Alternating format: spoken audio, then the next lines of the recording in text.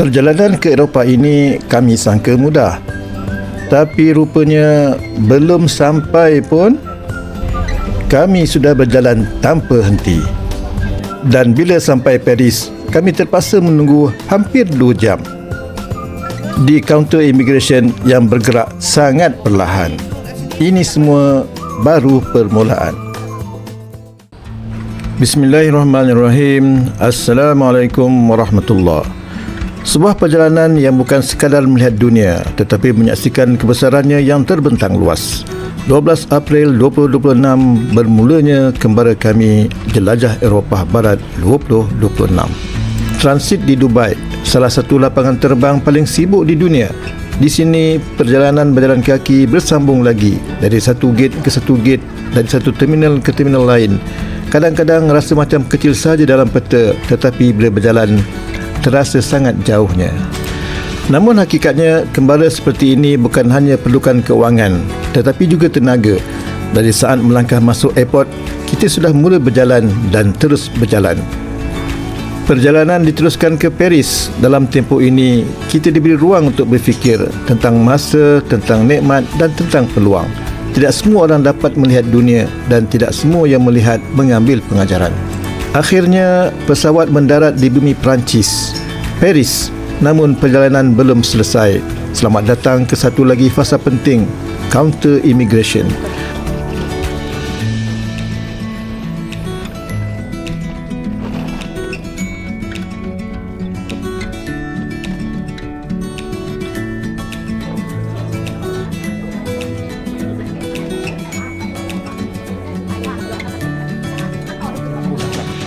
Barisan panjang bergerak perlahan.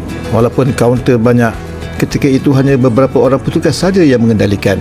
Dan akhirnya kami menunggu hampir 2 jam. Dalam keadaan penat, selepas perjalanan jauh ditambah pula dengan berjalan yang tidak sedikit, inilah saat kesabaran benar-benar diuji. Kadang-kadang Allah ajar kita sabar melalui perkara kecil seperti ini.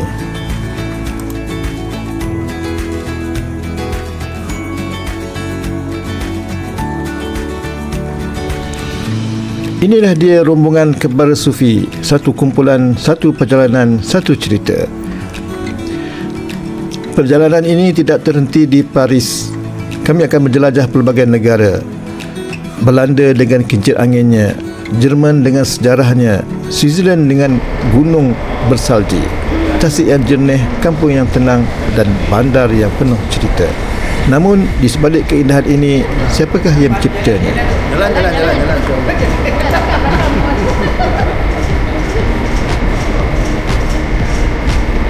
Ini semua hanyalah permulaan, mukadimah kepada sebuah kembara yang penuh warna, penuh pengalaman dan penuh pengajaran.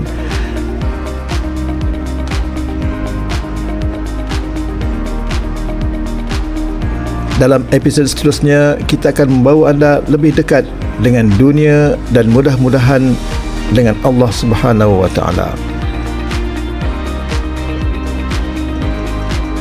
Jelajah Eropah Barat 2026 bukan sekadar melihat dunia, tetapi perjalanan mengenal diri dan mengenal Tuhan.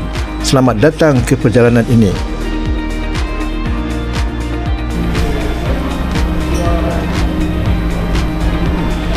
Mari kita jelajah dengan mata, dengan akal dan dengan hati.